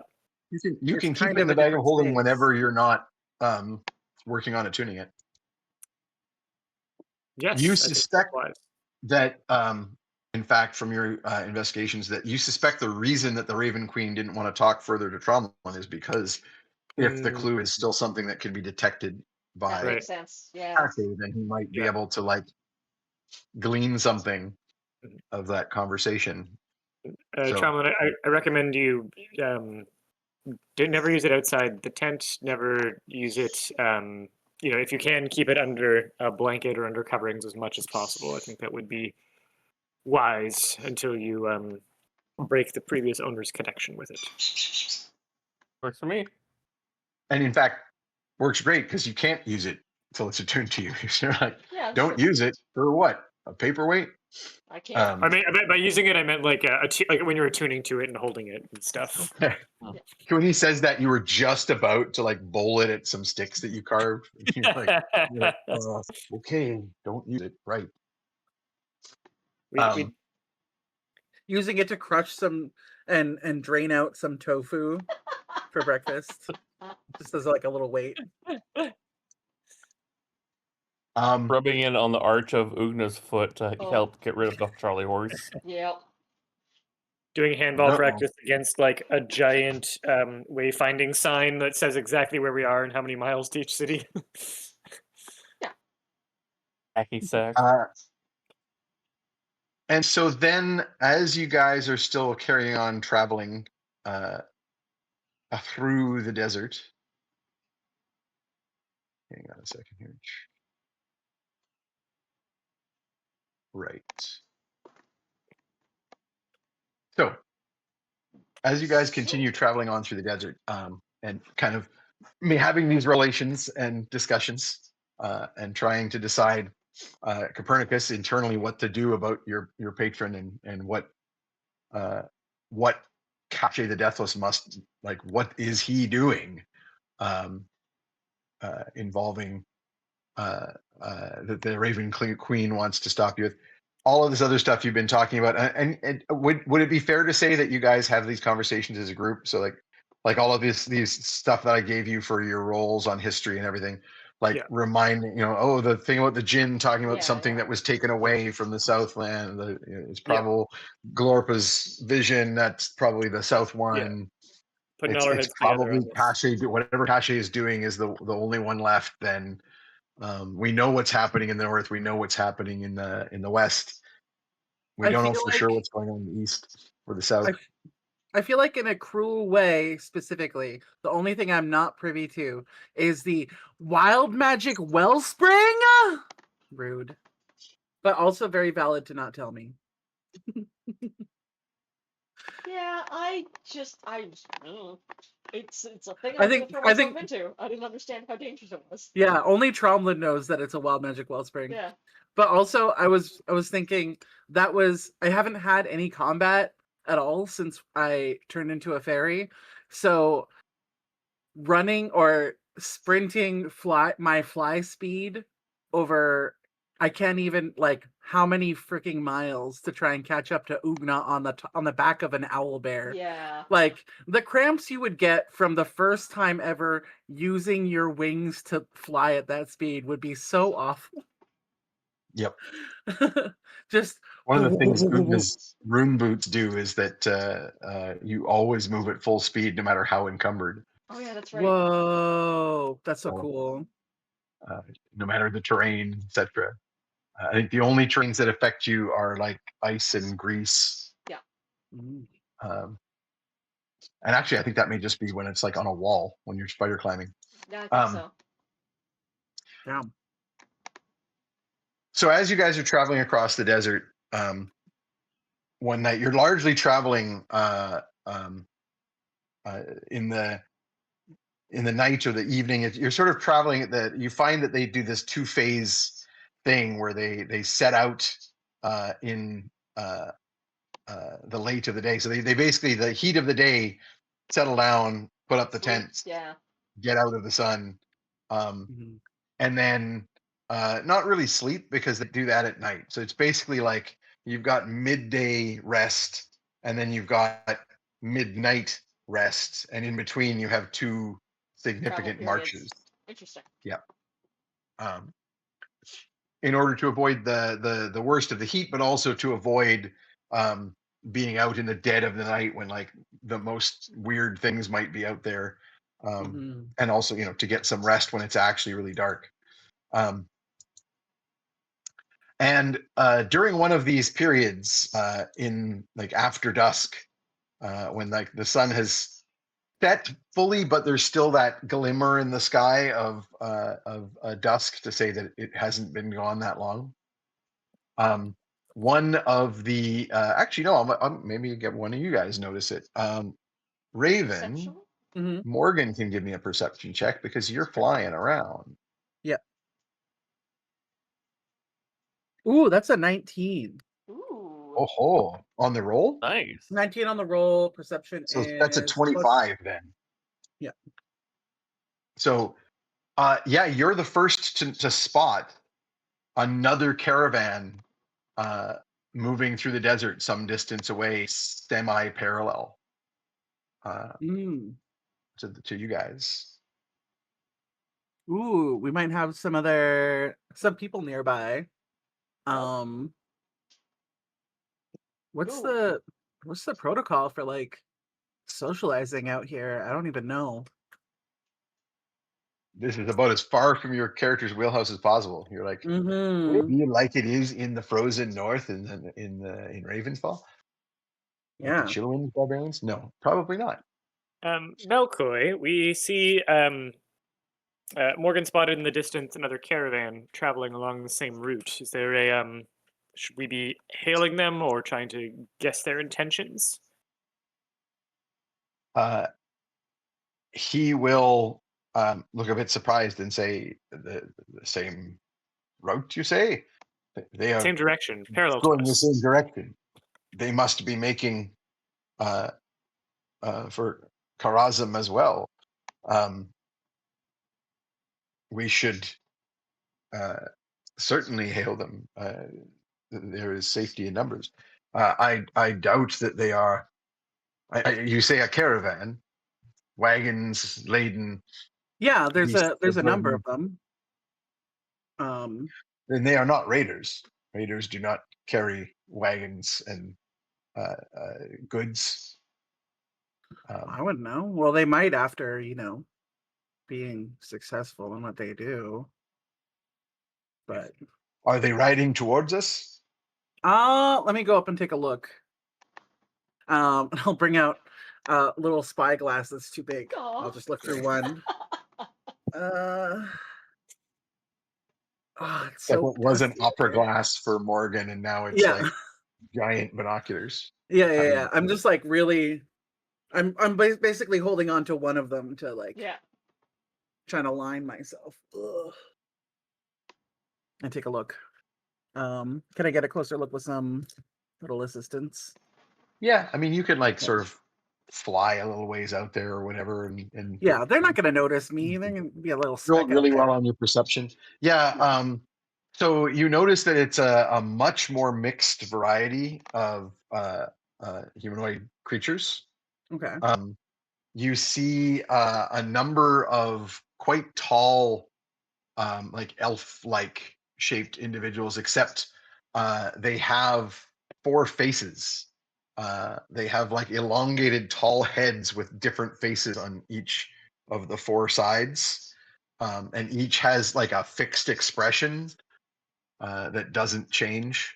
And they're all sort of looking vaguely neutral and bored, but you can see on a different side of their head, it looks like angry and sad and happy, basically, on the 3 other sides of their faces. And other than that, they're sort of, tall, variously colored skins, but mostly in like the range of teals and pale other pastels. For sure, Hmm. multiple faces and not a mask or a helmet Yeah, that's like my decorated head, as such. like you actually, while you're watching, you'll see one of them say something to another, and the other one will turn the face, like the head will turn as though on a swivel and put the happy face for it, and they'll laugh in response to what the other person said. Oh, that's pretty cool. Yeah. You also see some very burly individuals who look human, but their skin is kind of like metallic glinting, and they have bird heads. They have these like huge hooked beak-like faces, vaguely hawk-like bird heads. But they're not Aarakocra that you've seen before. They're like half and half. Interesting. A kind of beastkin you've never encountered. And then there are, of course, a mix of like Leonids and Tabaxi, but you also see like a couple individuals who appear to have flames instead of hair, and like slightly orangish skin chatting with each other, and a couple others that have bluish tinge, like the guy you met in the Thieves Guild in Ravensfall. There's elemental touched humans. Okay. It's a much more mixed group. A lot of like relatively normal looking humans as well, but with a wider variety of skin tones. It's definitely a lot more mixed here than what you're used to in the Northlands. Mm. Yeah, it seems to be like maybe a nomadic community. They have like a wide variety of like people with them, like elementals and elves, and these really cool like four-faced people or multiple-faced people. And it's not like they like the faces all speak differently, it seems. So I oh, feel and like like that's some to be a bird people. slur amongst them, right? You call them I four wouldn't fists. know. I wouldn't know, unfortunately. I'm I'm just just saying. being descriptive. Yep. Because I wouldn't have like- met them, right? They You got, like, also four noticed heads? No, like multiple faces on one head, and the Oh. faces turn about. I thought you meant maybe- that their forehead, like, swiveled. No, like one right here, and one right. I can't see all of them, but you also notice that there is like a palanquin Ooh.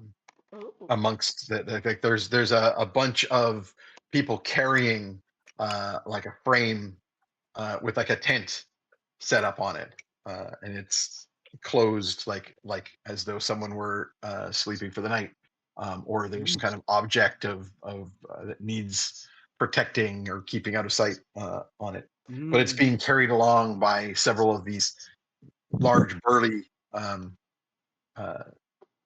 bird-headed individuals. Okay. Yeah, I'll relay the information as Morgan would describe it. Yeah, they like seem pretty.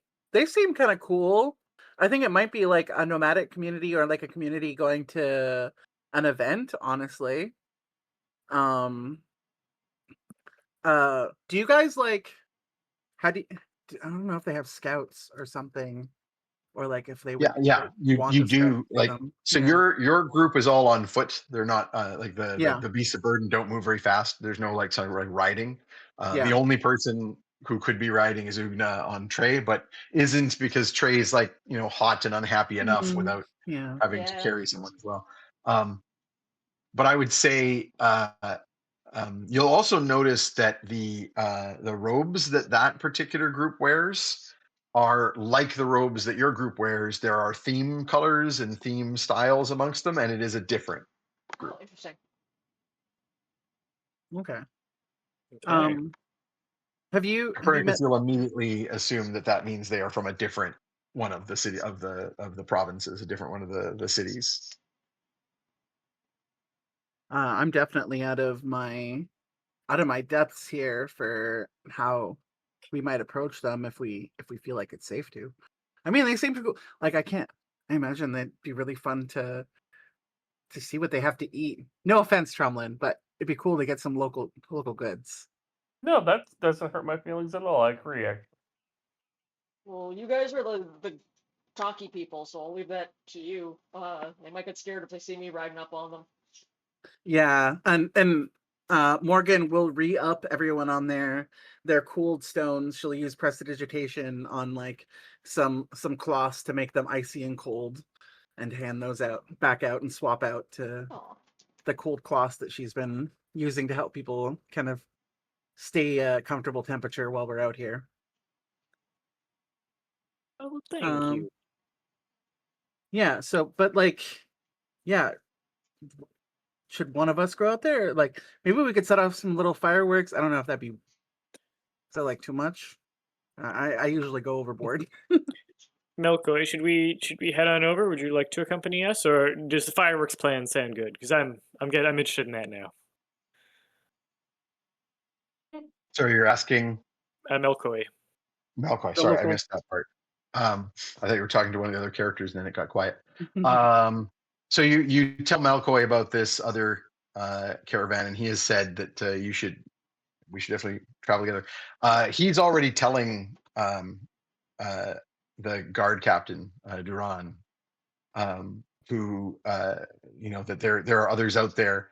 So when you come up and you bring no Duran, like Duran Ron, Run, run. just Duran. It's a random Persian name. But yeah, he will say, when you come up and ask him about this, he will just say, the Captain Duran was going to send runners, but if you and your people with your talents wish to bear the word from us, that would be acceptable as well. They will have at least one elder traveling with them that I might speak with. All right. Well, I say let's go over and say hi. I actually just realized that probably you have been addressed as soon as you said your name was Copernicus. People have been calling you Elder Copernicus because you look pretty obviously elder. They don't know just how eld, because you haven't revealed that. But they would definitely the elder of our group. Giving you, they'd be like, oh, your group has an elder too, great, and giving you all the deference. They basically come and talk to Copernicus first all the time. Oh. Well, I appreciate it. Yeah, they call us elders, but not wisers. All right, then. Let's go do a diplomacy. Okay. I'll come along too, just in case, goes south. But I'll That stay in the had back. the cadence of let's go commit diplomacy. On our way to committed diplomacy. Yeah. I assume everybody's going? Yeah, I think so. Yep. Make it a group scene. Yep.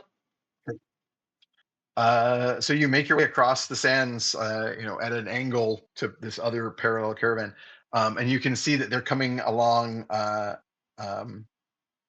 Similarly, there's no trails, there's no roads. Everything is kind of shifting sand and dust out here. Every once in a while, there's like an outcropping of rock, and there may be something that looks vaguely like paths or trails going through the rocky areas.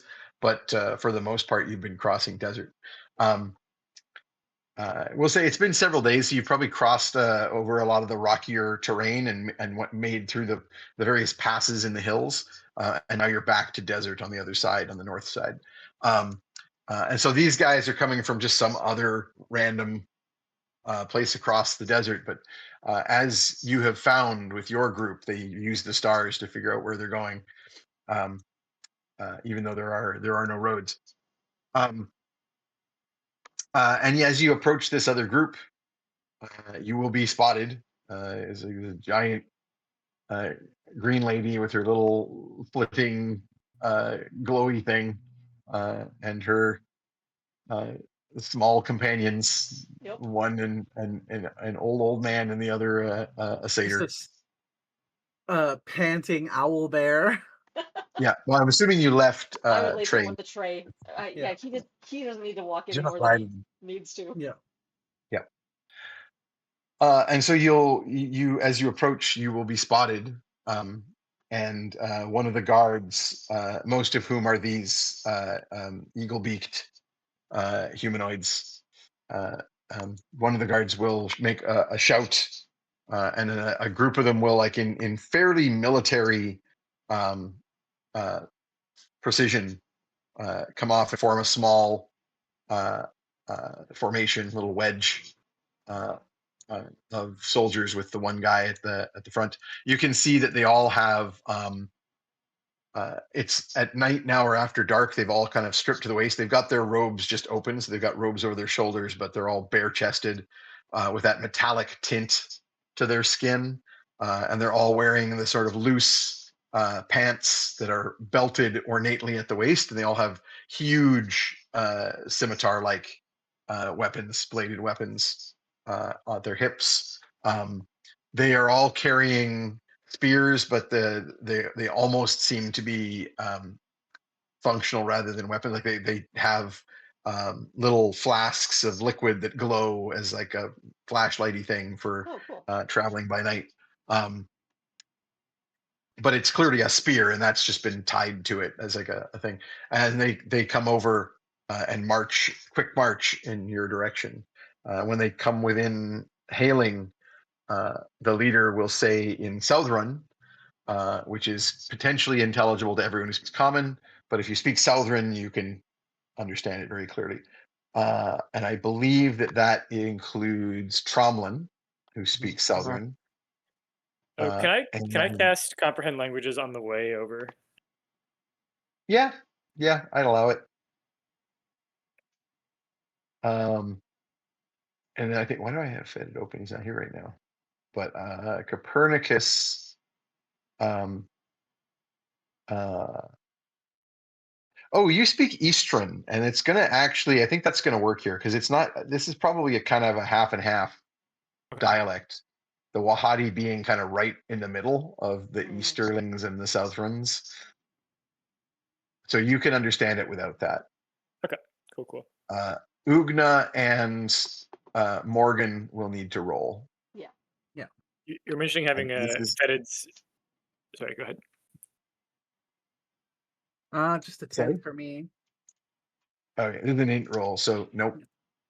Oh, that is a nat 20. For some reason, I totally understand what's going on here. You remember hearing Tromlin speak this dialect, and it just like you were like, oh, this guy's going to talk crazy moon language that I'm not going to understand, and then you're like, oh, actually, there's a wrestler from here that I talk to, and Tromlin talks like that. Yeah. Yeah, you've watched so many of his you've watched him cut so many promos that like you're now basically half fluent. Yeah.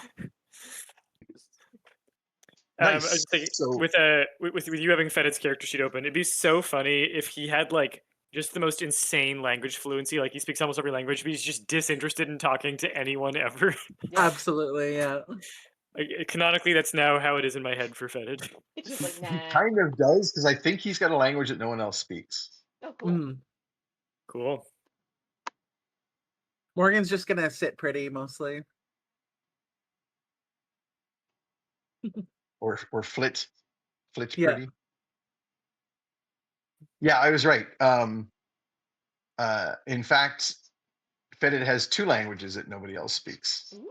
Ooh. He speaks Undercommon, because lots of Quaggle do, and he speaks Draconic. Right. Which a lot of kobolds do. Yes. He's the only one in the party. So it's like it would be like one of those moments of like, oh, if only one of us spoke Draconic. None of us have that language, and then Fedid just growls out. Yeah. You're all like, what? What the hell? Yep. So, this guy shouts out in sort of Eastern / Southern, halt. We what was I gonna? Where's my list of names and stuff? I should have my notes open.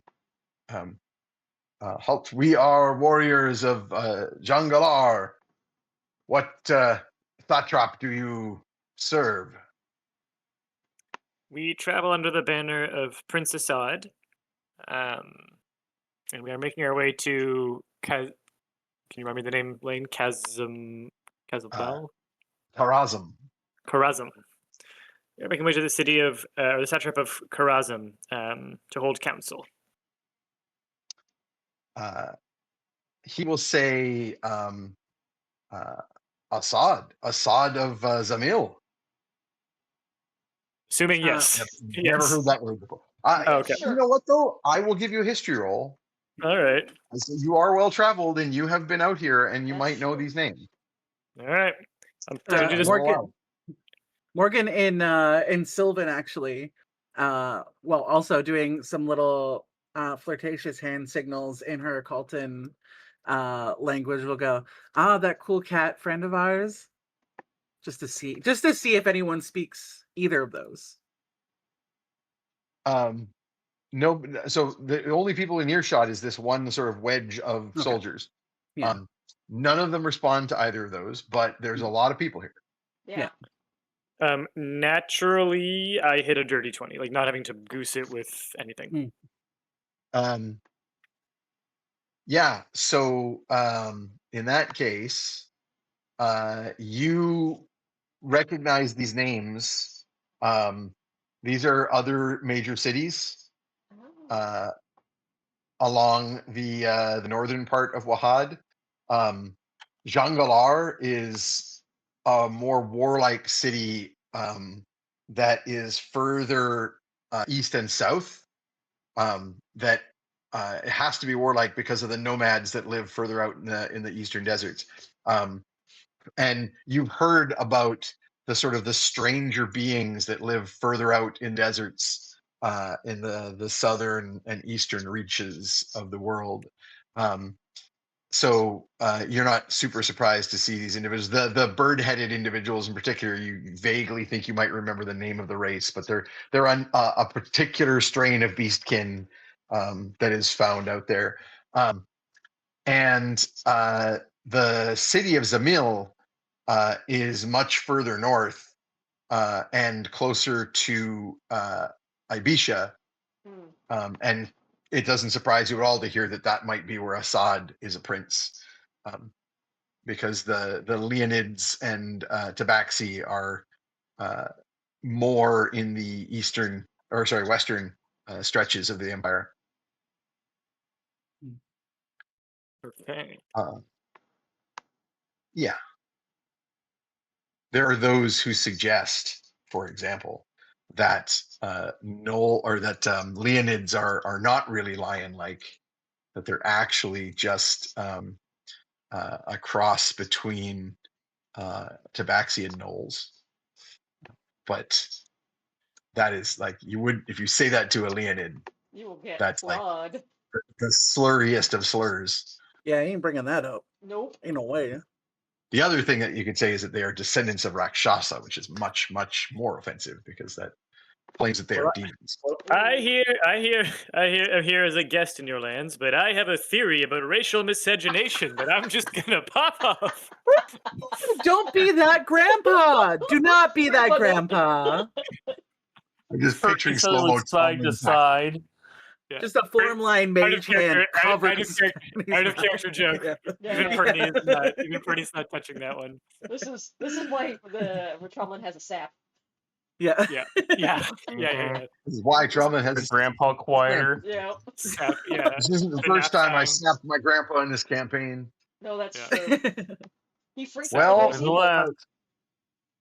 Socially oblivious, make a willpower save. Yeah. Well I met. should make random racism wisdom saves. Socially oblivious. Yeah. All right. So I the can't DC help but for you notice some of these just do a people. microaggression is DC 5, but DC 10, Yeah. Exactly. Yeah. Yeah. So sorry, I was lost track. You just said. Well met. If you wish to hold council with our camp, our elder Melkoi, I'm sure, could speak with your elder. We're happy to share the road, and we can bring you what tidings we have for where we've been, which unfortunately is not very much. So at this point, one of the outlying scouts that you hadn't even noticed comes slipping out of the sands. Literally, this is a normal-sized human, much smaller than these big burly guys, but he rises out of the sand like an elemental of some description, and you figure he's probably got some earth elemental blood in him, and whispers to the guards. And immediately the proud like hawk brow lowers and narrows, and the guard captain says to you, your livery is that of Nakjal. You said you served the satrap of Zamil. What is I this deception? No deception. I travel under the banner of Prince Mabasad. I actually don't know which satrapy he's associated with. I will interject at this point because I'm not wanting us to get killed. And Pernie, by the way, is like, in case of emergency, we are doing double thunderstep. Got it, Morgan? Morgan will give a Oh. little thumbs up ass shake fart emoji in the group Recording chat. that. Yeah. And I would also like to aid in a socialization by being a flirtatious pixie and distracting the two scouts. Our apologies. We are outlanders, and we only know our Leonid friend from an adventure he joined us on at some point. Truly, most of the politics here we don't understand. I never understand politics. I'll take like a social role here to try and smooth things over. Mhm. From Tromlin. I should, But is that I going should to try be to warm them up with a joke. Did you hear the one about the knoll and the tabaxi? just sapping the hell out of him? Would you like for me to roll for an assistance for persuasion? Sure. Go ahead and make a persuasion roll to assist. Okay. And then 22. Tromlin, you go ahead and make a persuasion roll to try and kind of get some diplomacy on here. This is like higher thresholds because you guys don't really know the norms and what's kind of appropriate. I got a 22. I Pretty good. am going to use a wild magic surge Okay. to This is a reroll different this move. one. Oh yeah, my to reroll goodness. this one. All right. Reroll the one. Yeah, let me and grab see what a you get. different dice. 18. That's That better. is than much mine. better. And then the surge. The first is a Roll. 94. And then while you're rolling that, Tromlin, you can re-roll and see if you get a higher total. Because you Do I just need to got spend, advantage. spend- No, you got advantage from Morgan's aid. Okay. That'd be a 29. That is definitely better. All right. Sorry, what was that? It was 90 what on the wild magic? A 94 and a 95.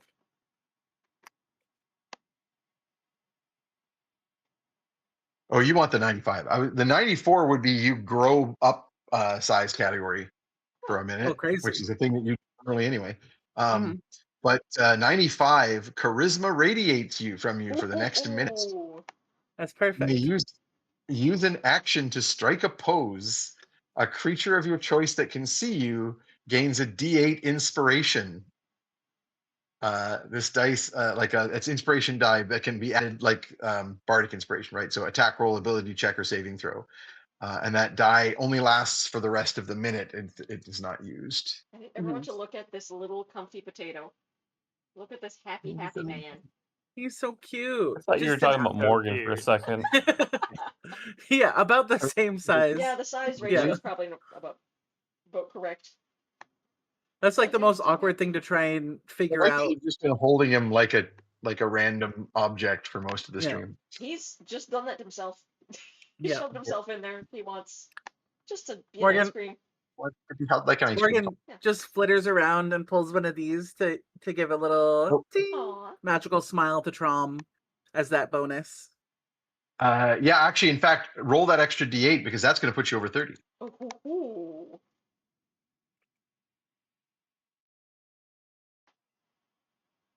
Do you want me to roll? I have a D8 here. Well, I was just going to have Sure. trauma roll, but Yeah. doesn't matter. Oh, me? Okay. Yeah. You're getting an extra D8 because of the wild magic surge that Yeah. Morgan You guys just didn't rolled. know if I was going to roll or not.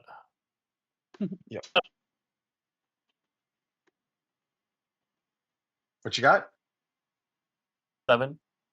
You have 7. So Nice. that On a kicks D8? you up over 35. So even though you don't know, so you quickly cotton on, and actually so does Morgan, that like sexual flirtation is probably not the best way to go with these people. And so you kind of like just like do the exuding charisma Yeah. and like be the solemn companion kind of thing instead.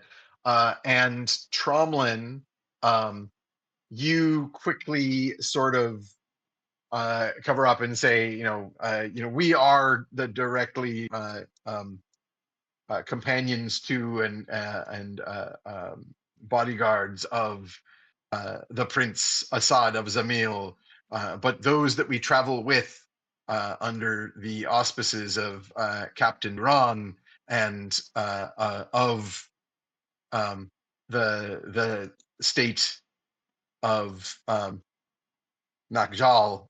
Like you basically just pull all these words he just threw at you and just immediately manage to make them sound like yeah, I knew all that. Yeah.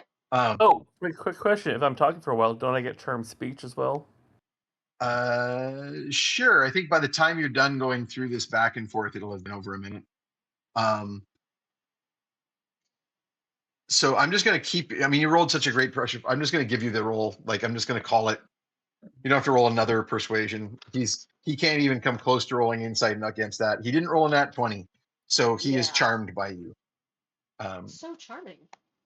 And you tell them that you are on your way to Karazm, that you're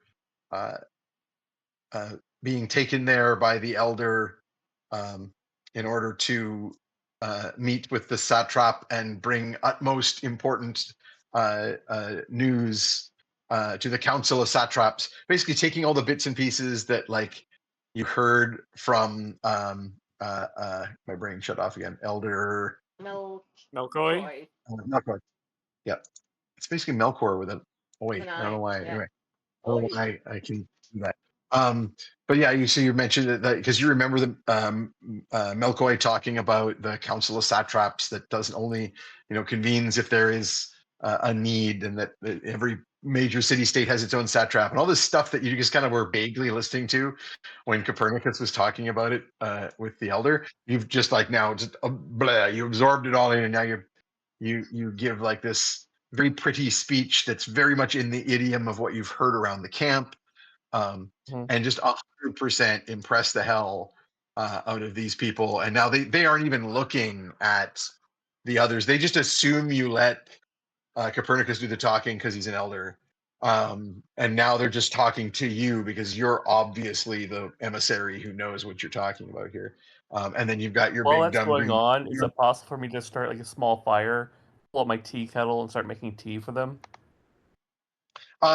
You theoretically, but they're all on the move, right? Like both Right, caravans right. are still moving Okay, never right mind now, then. so it's not really plausible. Yes, But never like mind. you can like prepare. You realize like just from stuff you've seen, it's like, oh, if I will quickly Do you have any get out. baked goods or anything? Because you could give them like Yeah, exactly. treats Like as you like sort of signs of stuff that you friendship, have on you.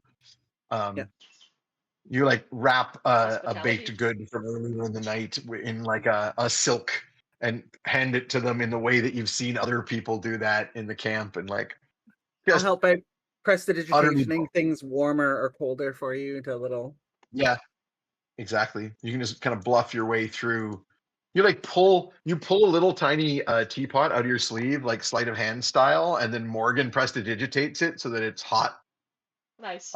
water, and then you pour tea like on the move with these guys. And I will try to make super it tea impressive. that is probably not like herbs not from this region, so it's something exotic for them. Ooh. Yeah. Excellent. Fancy.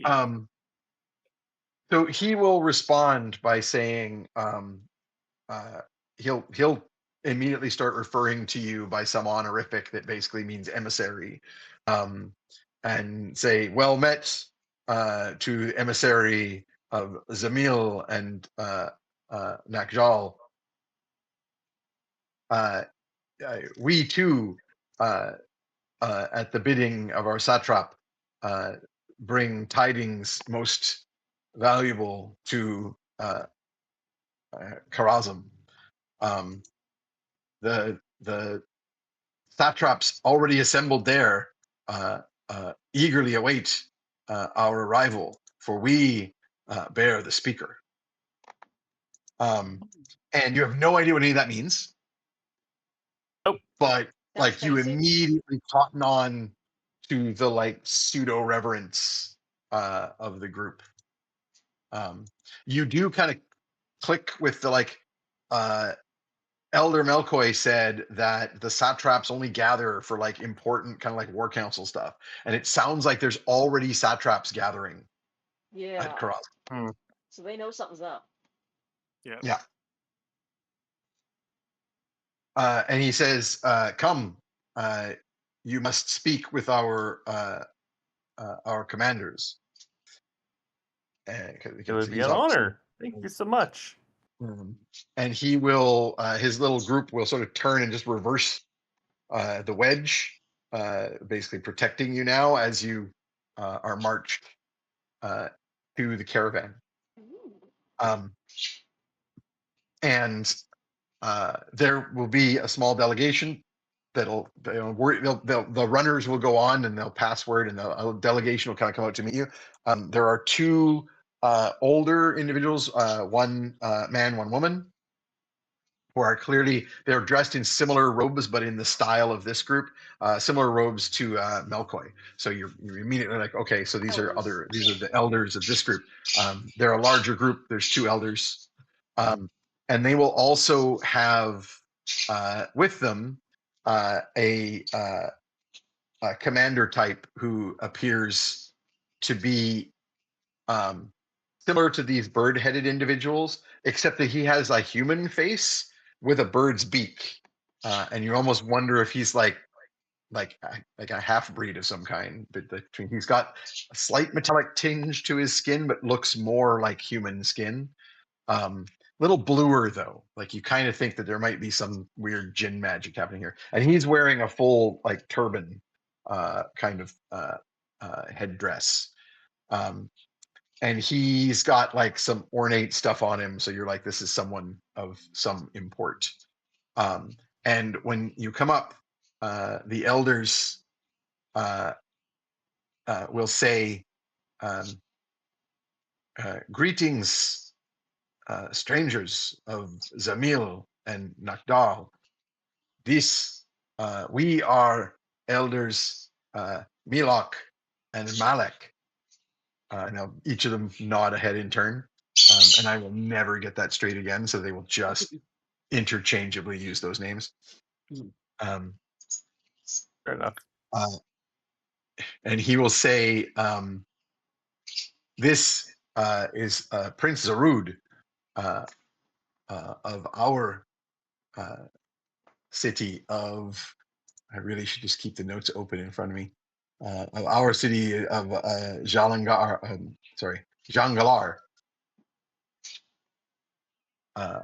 And the prince, so you now are like, okay, he's all ornate, much in the same way they've dressed up Assad all ornate, because this is another prince.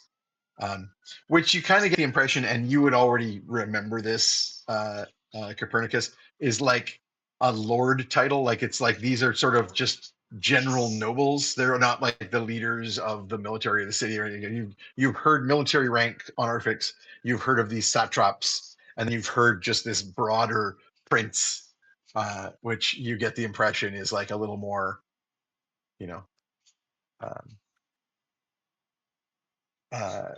I'm very tempted to make one of them Prince Ali, by the way, but I've been fighting off the urge because I know it's just going to rabbit hole it.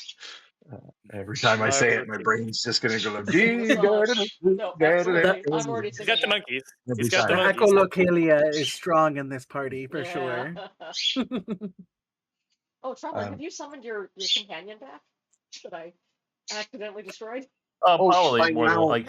Yeah, like you only need one night to cast Find Familiar again. Actually, no, you probably haven't, because you haven't been anywhere where, like, if you want the same type of companion, you need to go somewhere where it's possible to find a monkey. Right? Like a monkey's not just come crawling out of the desert to be your familiar. Thanks. Probably would be okay if you get like to a big city, like where you're going, because people trade in small animals and stuff. Nobody's got a monkey net yet. If it helps, I found one of those lizards that squirts blood from its eyes. Did you want? Those are pretty cool. No thanks. Okay. pass. I'll let him go. There's a lot of bats around. Sucks the blood out of the eyeballs before setting it loose again. That's a juice box for Pernie. You just squeeze it. You like Gatorade, yeah. Mm-mm. Yeah. So the prince is going to ask you, and half to you and half to the captain who brought you in. Will say, and what is the business of Zamil in Karazm? What word has been brought from the not Zamil, Sir Nakdal? What word has been brought from the south? I will turn to Darcy. Copernicus for this because he had more conversations with them than I did. I cannot speak to what our prince brings in terms of news. We crossed paths by chance and happenstance on a strange adventure. What I will say is that they thought it fit to bring us because of what we know, and that I can speak to, which is that there are forces moving across the world, and some moving here in Ix, and that the Lord of Shadows, whose name I will not utter, for I know it makes many uncomfortable, may be sought for his powers by those we cannot trust from other parts of the realm, and that we may need to act together to ensure that he does not reach the source of power, or if he has, that he is not able to make off with as much as he can. So as soon as you start that speech, they start exchanging glances. It's very clear to you very quickly they know some of this. Insight checks would be relevant, especially from Morgan, because it's kind of her thing. Glances. I'm going to take a disadvantage for my socially oblivious here. Yeah, I wasn't even sure I was going to give you a roll, but go for it. I'm not even rolling. I will 11, and I will guidance Pernie with a 4. Oh, use know the guidance what? for someone. Use the guidance for someone who could use it better. You can I guidance rolled a yourself. natural 1. Oh no. Why don't you I'll guidance yourself, Morgan? Tromlin. Yeah, so that'll be a 15 plus 9. Yeah, so it's a 24. It's pretty solid. 6 right here. Yeah. So, yeah, nobody's doing a lot here, but let me roll a deception against you and see how much information you get, because you have the empathetic power of of basically sensing motive. Oh yeah, you're solid. None of them can beat you. So they exchange glances. You very quickly, when he says forces moving in Ix, specifically, not so much the whole mention of the shadows and stuff, but forces moving in Ix, they very much dart glances at one another, and you realize that that's probably very relevant to the news that they are bringing to the satraps of Karazm. But before you can say anything about that, or before anything else happens, like just as you're finishing that little speech, Copernicus, there is a voice that sounds even more ancient than Copernicus's, although that is hardly likely, that comes from the nearby palanquin that was being carried as the tent flap is thrown back, and a tiny wizened old man with a walking staff that's way too tall for him because it's a normal sized walking staff, and he's closer to Yoda sized, in a black flowing robe that is ragged and dusty like a beggar, steps out, and immediately all the nearby guards drop to their knees, and the palanquin is lowered, and he says, "Who speaks of the voice of Ik?"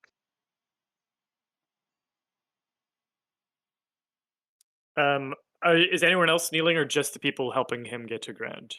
Everybody. Okay, I think Kneel I'll. The elder, the Let's all prince is kneel. kneeling. Yeah, Yeah. I'll follow suit. Yep, Yep. that's fine. Morgan just kind of floats below him a Float little lower? bit. Yeah. If no one immediately responds to him, he will bonk the nearest person on the head with his stick, which is probably one of the guards. Yeah. Yeah. And he cups his hand over his ear and goes, "Hey!" Morgan will. Okay, you got it. Morgan's gonna nudge Pernie forward. He's about your age, isn't he? He Come did. on. Old man fight.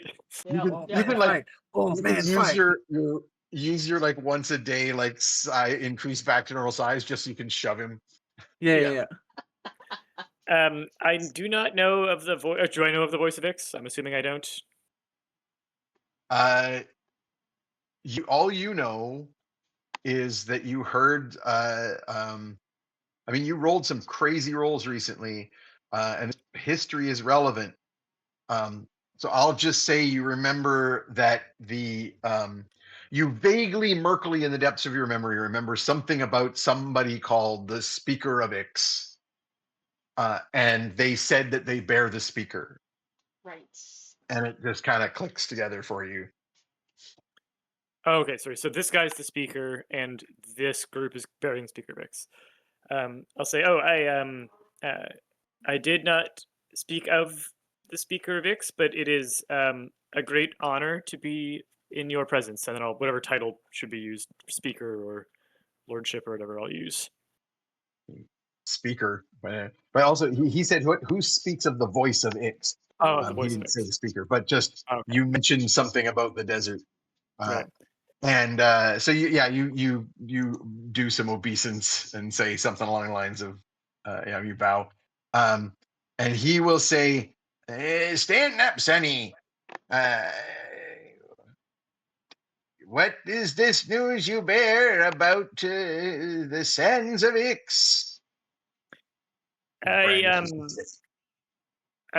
believe I know of the location of a temple of great power where a sorcerer of House Marin, perhaps, in fact, simply disguised as that, but being more ancient, is seeking this power. Oh, I hand up to shush you when you say this Lord of Marin, which surprises you because you are like, yeah, that was a whole thing where we couldn't say Kashi's name. He seems to know something about it. Oh. He will shush you and nod vigorously, and say, "Bring them with us," and say, "And that's enough out of you, son." And he turns around and totters back into his tent, and that's where we're going to leave it. I love somebody that's even older than Pernie. Yeah, I mean, he's probably not. Who knows? He Yeah. just looks at Conceptually, not Yeah. necessarily chronologically.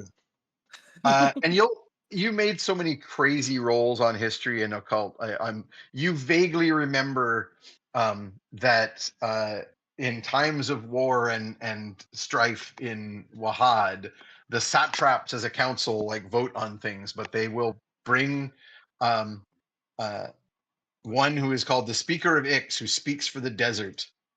And whoever is currently the Speaker of Ix, they basically aren't allowed to live in the cities. They are a nomad who wanders the sands, and they speak for the land as part of the this invasion. So you vaguely go, okay, that's the Speaker of Ix. That's probably this guy, which means he's like maybe as old as he looks, or maybe he's just like completely desiccated. Hard to say. I'm picturing him basically like current like aged Keith Richards. Oh my God. Just Only like living beef across jerky. Yeah. Keith Richards and Yoda, basically, is what I'm. Yeah. Nice. Morgan's When like 900 years you reach. Morgan's like barely above the ground to fly in deference of the elder present. You just like hover in a kneeling position. Yeah. She Okay. sat. So Cute. we're gonna wrap it there because All right. we're right on the money for 7:00 wrap time. Which was Wow. good discussion. Nice. Hey, we did it. Do I have a list to roll on for art giveaway? Do a roll a d10. I will roll a d10. And I'll remind the audience that if you subscribe to the channel, you'll be entered into the art giveaway that we roll every game. So I have rolled number, hang on, which way's up? 9. Number 9 is Metageeky.